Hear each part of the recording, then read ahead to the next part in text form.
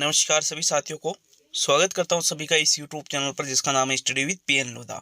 साथियों, आज हम बात करने वाले हैं रीट एग्जाम 2022 के लिए हिंदी शिक्षण के पेपर नंबर 5 की 30 प्रश्न रोज की श्रृंखला जो चल रही है। इसमें आपका ये 5वां टेस्ट है। इसके पहले हिंदी शिक्षण के 4 टेस्ट अपलोड कर दिए हैं और सभी टेस्टों में 30 प्रश्न आपको आरबीएससी की किताबों से देखने को मिल रहे हैं। तो यहाँ पर अपना जो टारगेट है रीट में हिंदी के लिए 30 में से 30, उसको अचीव करने के लिए आप इस टेस्ट सीरीज को ज्वाइन करके जरूर रखिएगा साथियों, लगातार। ठीक है, तो चलिए वीडियो को शुरू करते हैं। लेवल 1 लेवल 2 दोनों लेवल के लिए है। पहला क्वेश्चन देखेंगे। इसके बाद में आपके मैथ की क्लास भी आएगी परसेंटेज के संबंध में, जो प्रतिशत है आपके। ठीक है, लेवल 1 लेवल दोनों लेवल के लिए वो क्लास रहेगी। तो गणित को इजी तरीके से समझने के लिए उस क्लास को जरूर अटेंड करिएगा। पहला क्वेश्चन देखेंगे यहाँ पर। इनमें से तत्सम शब्द का चयन कीजिए। पक्ष, पंत, तांबा और क्षति। तो देखो यहाँ पर 4 विकल्प आपके सामने हैं और तत्सम शब्द आपको बताना है। तत्सम मतलब तत् मतलब उसके सम मतलब समान, मतलब उसके समान मतलब किसके? संस्कृत के। जो शब्द संस्कृत से हिंदी में आए हैं बिना किसी बदलाव के, उनको तत्सम शब्द कहा जाता है। और इन 4 विकल्पों में से जो तत्सम शब्द है वो है पक्ष। पक्ष का जो पक्ष तत्सम है और इसका जो तद्भव बनता है वो होता है पंख। ठीक है, और बाकी क्षति, पंत, तांबा ये तीनों तद्भव शब्द है साथियों। कैसे शब्द है? ये तद्भव शब्द है। तो यहाँ आपका विकल्प नंबर 1 बिल्कुल सही है प्रश्न संख्या 1 में। नेक्स्ट आगे बढ़ेंगे प्रश्न संख्या 2 की ओर। तो चलिए दूसरा क्वेश्चन देख लेते हैं। आपके प्रश्न संख्या 2 है, नागेश शब्द में कौन सी संधि है? दीर्घ संधि, गुण संधि, यण संधि और अयादि संधि। ये जो 4 विकल्प है, तो नागेश का सबसे पहले आप संधि विच्छेद करके देखो। नागेश का संधि विच्छेद क्या होता है? नाग प्लस ईश। क्या होगा साथियों? नाग प्लस ईश। शब्द क्या बनेगा? नागेश। इसमें प्रथम जो शब्द है इसका अंतिम वर्ण अ है और इसके बाद में ई आ रहा है। अ प्लस ई से यहाँ पर ए की मात्रा लग जाती है। ठीक है, अब एक चीज यहाँ पर ध्यान देने वाली है, यदि प्रथम शब्द के अंत में अ हो और बाद में उस असमान स्वर आए, मतलब ई आए, तो यहाँ पर वो कौन सी संधि हो जाती है? गुण संधि हो जाती है। दूसरा विकल्प आपका सही है प्रश्न संख्या 2 में, नागेश में गुण संधि है साथियों। नेक्स्ट आगे बढ़ेंगे प्रश्न संख्या 3 के लिए। तो तीसरा क्वेश्चन देखेंगे। उस विकल्प का चुनाव कीजिए जिसमें अ उपसर्ग नहीं लगा हुआ है। कौन सा? अ उपसर्ग नहीं लगा हुआ है। अपितु, अकाज, अचेत और अटल। तो देखो अगर हम बात करें तो यहाँ पर 4 शब्दों में से अ उपसर्ग रहित शब्द आपको देखना है। तो अटल को देखें तो अ प्लस टल जिसे टाला न जा सके वो होता है अटल। इसमें अ उपसर्ग बिल्कुल है। फिर अचेत, जिसमें चेतना ही नहीं हो तो उसको कहते हैं अचेत। अ प्लस चेत से ये शब्द बना हुआ है। ठीक है, चेत मतलब चेतना से लिया जाएगा। तो इसमें भी अ उपसर्ग लगा हुआ है, इसमें भी लगा हुआ है। अकाज, अ प्लस काज। तो काज मतलब कार्य से लिया जाता है, मतलब बिना किसी काम के। ठीक है, बिना किसी कार्य के। तो इसमें भी अ उपसर्ग लगा हुआ है, अर्थात यहाँ विकल्प नंबर आपका जो 1 है यही आपका सही आंसर है। इसमें अ उपसर्ग नहीं लगा हुआ है। अ प्लस पितु से ये शब्द बना है, तो हम अ प्लस पितु, पितु का मतलब किससे लिया जाएगा साथियों? अपितु का मतलब तो यूं होता है, अपितु मतलब सिर्फ यही चीज नहीं और भी अपितु। ठीक है, तो अपितु में अ उपसर्ग नहीं है, ये मूल शब्द है, अर्थात आपका प्रथम विकल्प सही रहेगा प्रश्न संख्या 3 में। नेक्स्ट आगे बढ़ेंगे प्रश्न संख्या 4 की ओर। तो चलिए चौथा क्वेश्चन देख लेते हैं। आपके चौथा क्वेश्चन, किस विकल्प में उपसर्ग व प्रत्यय नहीं है? उपसर्ग भी और प्रत्यय भी, दोनों चीज होना चाहिए। तो देखो स्वतंत्रता, अभिमानी, अज्ञानी और मिलावट।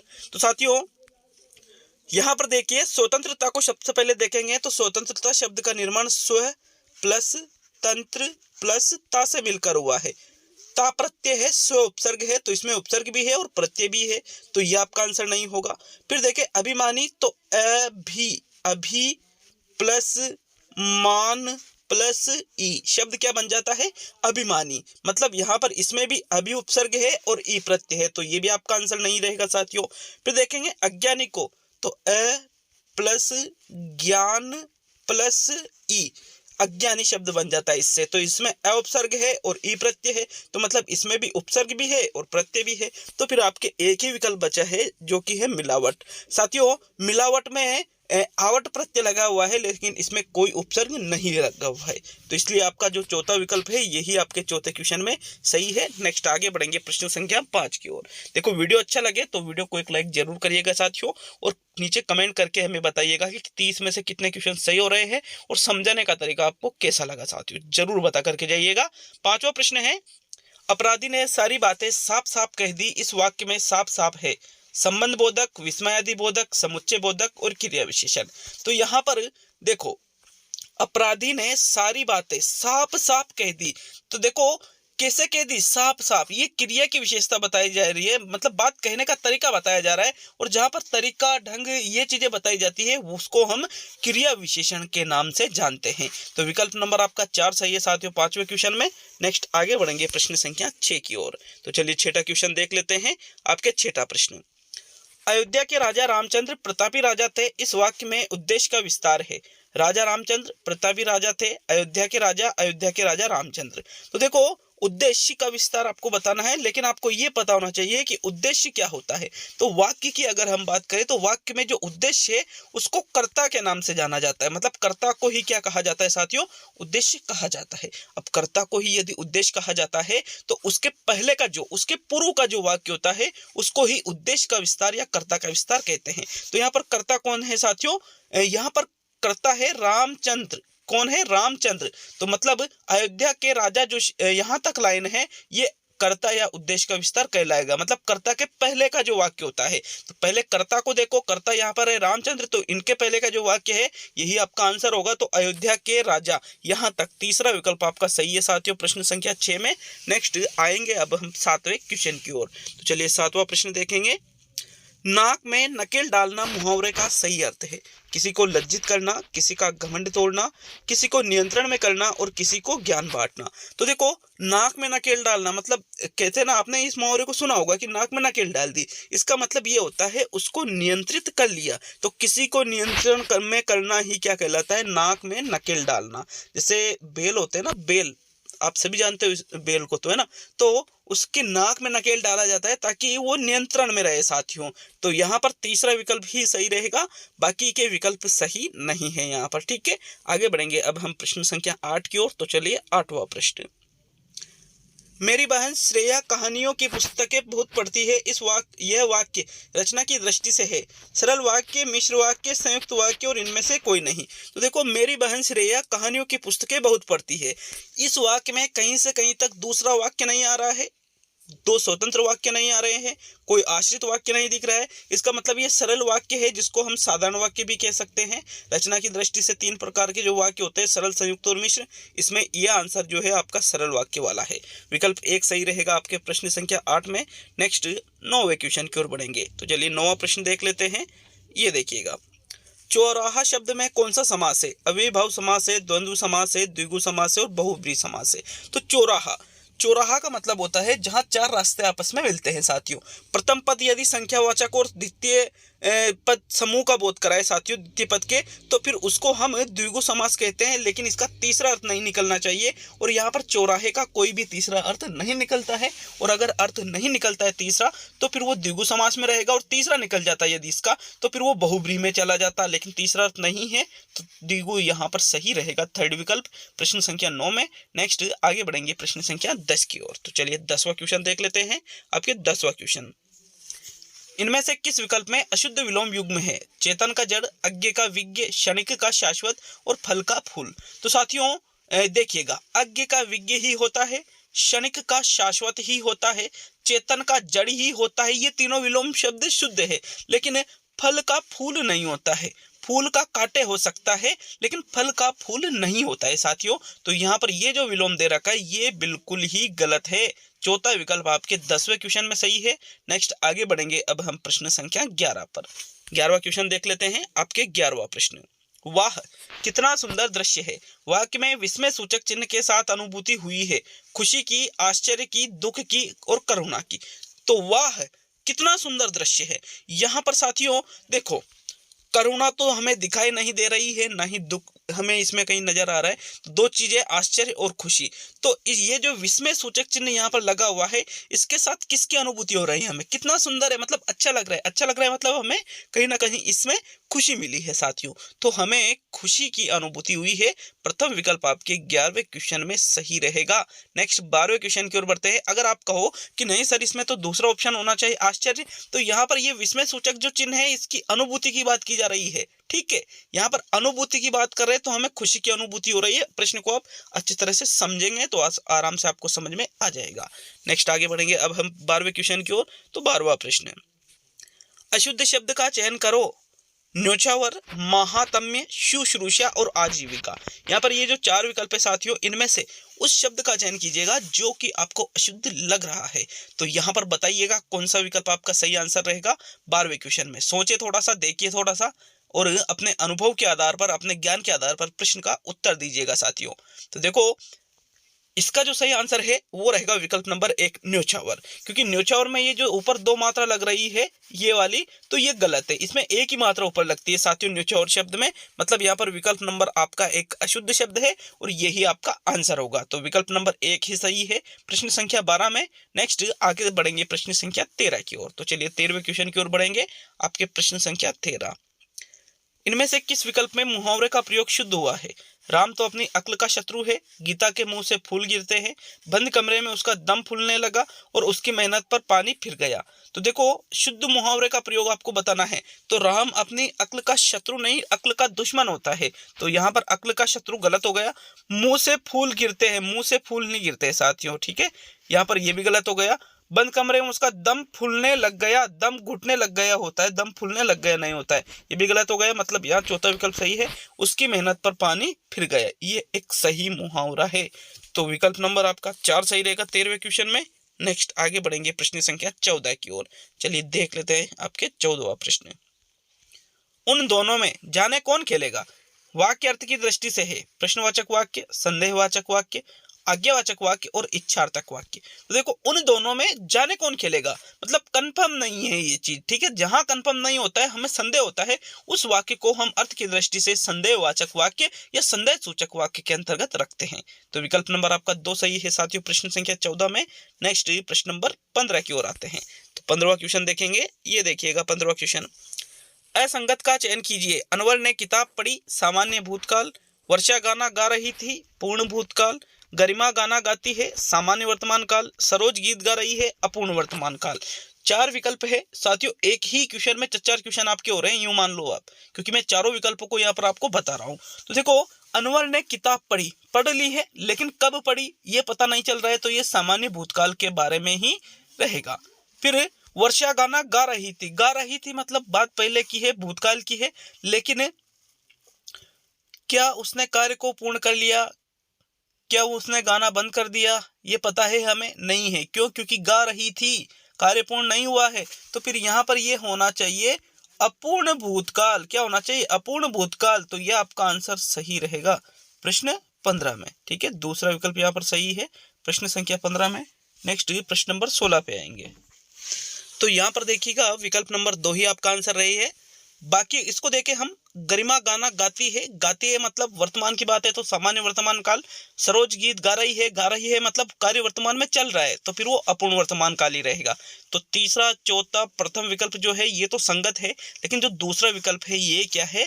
असंगत है। तो प्रश्न संख्या 15 में दूसरा ही विकल्प आपका सही रहेगा। नेक्स्ट आगे बढ़ेंगे प्रश्न संख्या 16 की ओर। तो चलिए 16वां क्वेश्चन देख लेते हैं।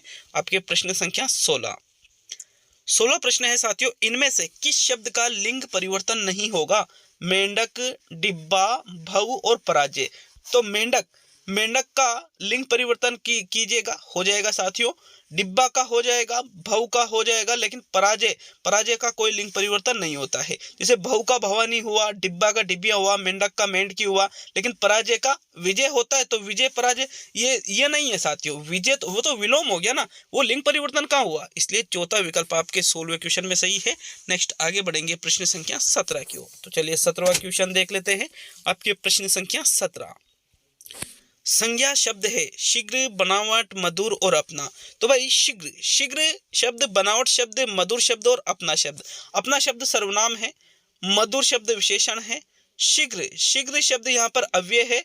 और बनावट, बनावट शब्द यहाँ पर एक संज्ञा शब्द है साथियों। बनावट में आवट प्रत्यय लगने से ये भाववाचक संज्ञा है। तो विकल्प नंबर आपका 2 सही रहेगा 17वें क्वेश्चन में। नेक्स्ट 18वां क्वेश्चन देख लेते हैं। तो आपके 18वां क्वेश्चन देखेंगे, ये देखिएगा, किस विकल्प में स्वर संधि है? भास्कर, स्वर्ग, विधायक और परिष्कार। तो यहाँ पर देखें, भास्कर को देख लेते हैं। तो भास्कर का होगा भाह प्लस कर, शब्द क्या बनेगा? भास्कर, जो कि यहाँ पर विसर्ग संधि का उदाहरण है, न कि स्वर संधि का। दूसरा विकल्प देखेंगे, स्व प्लस ग। तो साथियों ये विसर्ग संधि का अपवाद है।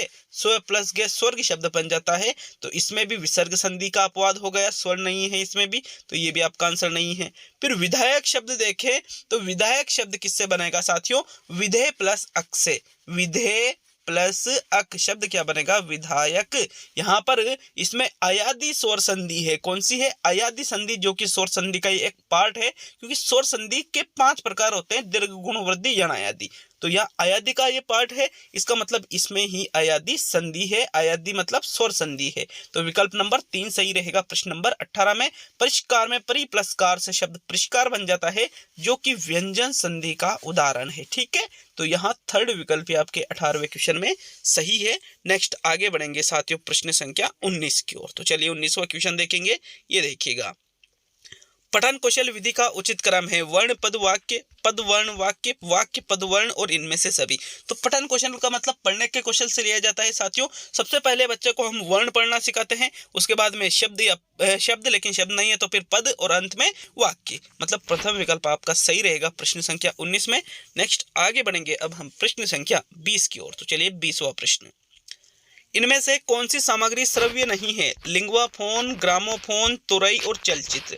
तो श्रव्य का मतलब होता है वह सहायक सामग्री जो सुनाई देती है, जिसमें सिर्फ सुनाया जाता है, उसमें दिखता नहीं है साथियों। ठीक है, उसमें सिर्फ सुनाया जाता है, वो श्रव्य सामग्री होती है। तो यह क्या पूछ रहा है? श्रव्य नहीं है। तो लिंग्वाफोन, लिंग्वाफोन श्रव्य है, ग्रामोफोन श्रव्य है, तुरई श्रव्य है, लेकिन चलचित्र श्रव्य नहीं है, बल्कि ये श्रव्य होने के साथ साथ ये एक दृश्य सामग्री भी है। मतलब श्रव्य दृश्य है जिसमें सुनाई भी देता है और दिखाई भी देता है, जैसे सिनेमा वगैरह चलचित्र में आ जाते हैं। तो मतलब विकल्प नंबर आपका 4 सही है प्रश्न नंबर 20 में।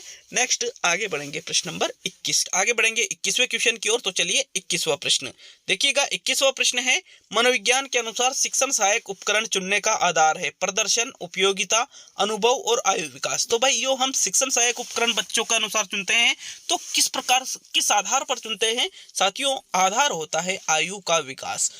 जितनी उम्र बालकों की होती है उसी के आधार पर उनके अनुसार ही हम सहायक सामग्रियां चुनते हैं। जैसे मान लो कक्षा 1 का बालक है, यदि आपने उसकी उम्र का ध्यान नहीं रखा और वहां पर आप कोई हाईटेक मशीन लेकर के कि बच्चे उस पर कार्य करो, तो साथियों ऐसा नहीं होता है। उनके जो आयु विकास है, मानसिक क्षमता उनकी जो है, उसके आधार पर शिक्षण सहायक उपकरण चुनने चाहिए। तो विकल्प नंबर आपका 4 सही है प्रश्न नंबर 21 में।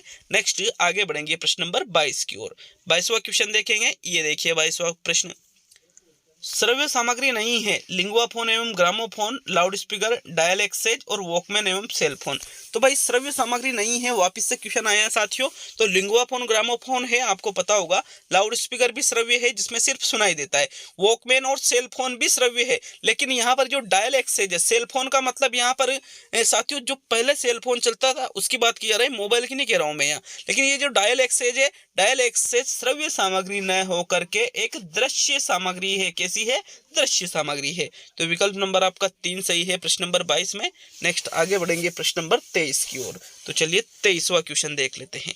आपके 23वां क्वेश्चन ये देखिएगा, आगमन प्रणाली के रूप में प्रयोग प्रणाली के अंतर्गत व्याकरण में पढ़ाते समय छात्रों को पहले सूत्र रटवाए जाते हैं, छात्रों को व्याकरण की पुस्तकें दी जाती है, छात्रों को सिद्धांत बताए जाते हैं और छात्रों को पहले उदाहरण बताए जाते हैं। तो साथियों आगमन प्रणाली का नाम सभी ने सुन रखा होगा, इसी के अंतर्गत आती है प्रयोग प्रणाली। आगमन प्रणाली के 2 रूप होते हैं साथियों। ठीक है, तो प्रयोग प्रणाली के अंतर्गत जब आप व्याकरण पढ़ाते हो तो इसमें सबसे पहले क्या करते हैं, बच्चों को हम उदाहरण बताते हैं, फिर उदाहरण के माध्यम से बच्चे उसमें से नियम निकालते हैं। तो ये चीज इसमें होती है, मतलब विकल्प नंबर 4 जो है यही आपका आंसर होगा। अब हम आगे बढ़ेंगे प्रश्न नंबर 24 की ओर। तो 24वां प्रश्न ये देखिएगा, प्रश्न नंबर 24 को, अनुलेखन का अभ्यास कराया जाता है? सुलेख की आदत डालने हेतु, शुद्ध उच्चारण हेतु, अवबोध हेतु और इनमें से सभी। तो जो अनुलेखन की बात की जा रही है, अनुलेखन मतलब क्या होता है साथियों? देख करके लिखना, देख करके जिसमें लिखा जाता है। तो यहाँ पर लिखा जाता है तो शुद्ध उच्चारण गलत हो गया, अवबोध भी गलत हो गया, इनमें से सभी भी गलत हो गया। सुलेख की आदत डालने हेतु अनुलेखन का अभ्यास कराया जाता है। विकल्प नंबर आपका 1 सही है प्रश्न नंबर 24 में।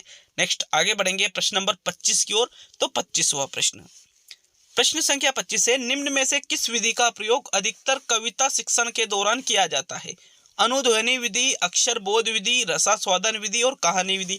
तो कविता शिक्षण, कविता मतलब यहाँ पर पद्य के अंतर्गत आएगी ये चीज। और जो पद्य में होता है साथियों, पद्य में रसास्वादन विधि का हम सबसे ज्यादा प्रयोग करते हैं, क्योंकि पद्य शिक्षण का मुख्य उद्देश्य क्या होता है? रसानुभूति, भावानुभूति, सौंदर्यानुभूति, ठीक है, जो कि रसास्वादन विधि के माध्यम से प्राप्त हो जाती है। तो विकल्प नंबर आपका 3 सही है प्रश्न नंबर 25 में।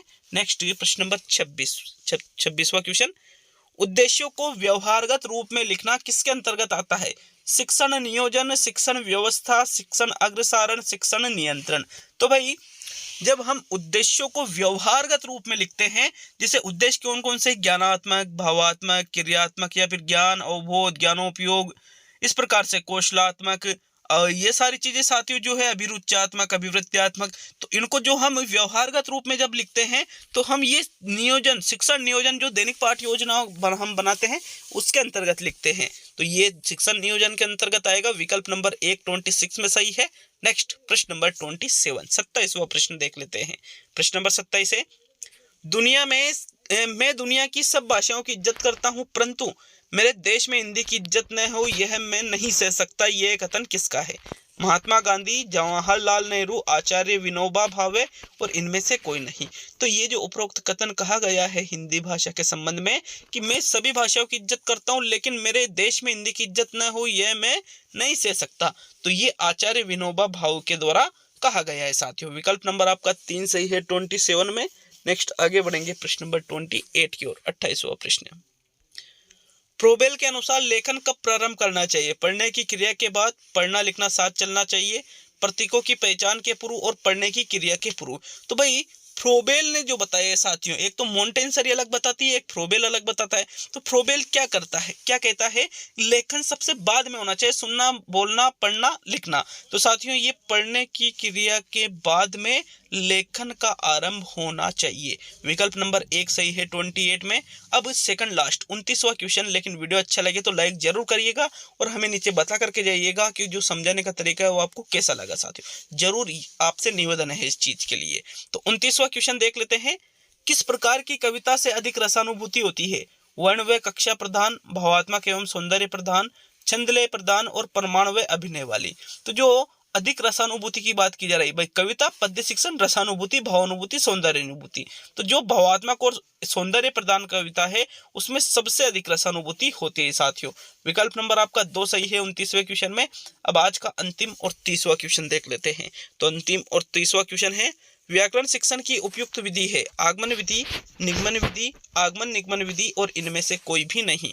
तो व्याकरण शिक्षण के लिए यदि आगमन निगमन दे रखा है और एक विकल्प में आगमन निगमन दोनों एक साथ दे रखे हैं, तो मतलब पहले आगमन विधि का प्रयोग करें, बच्चों को उदाहरण बताएं, उदाहरण से वो नियम निकालते हैं, फिर नियम के आधार पर वापस उदाहरण के माध्यम से उनको हल कराया जाता है, तो उसको हम कहते हैं आगमन निगमन विधि साथियों, जो कि सबसे बेस्ट है। अगर एक साथ आगमन निगमन दोनों दे रखी है तो वो ही आपका 101% आंसर होगा। तो थर्ड विकल्प आपके 30वें क्वेश्चन में सही है। बाकी के जो 4 वीडियो है यहाँ आपको इस वीडियो पे क्लिक कर देंगे तो बिल्कुल आपको बाकी के वीडियो भी मिल जाएंगे प्लेलिस्ट में। ठीक है, मिलते हैं अगले वीडियो में।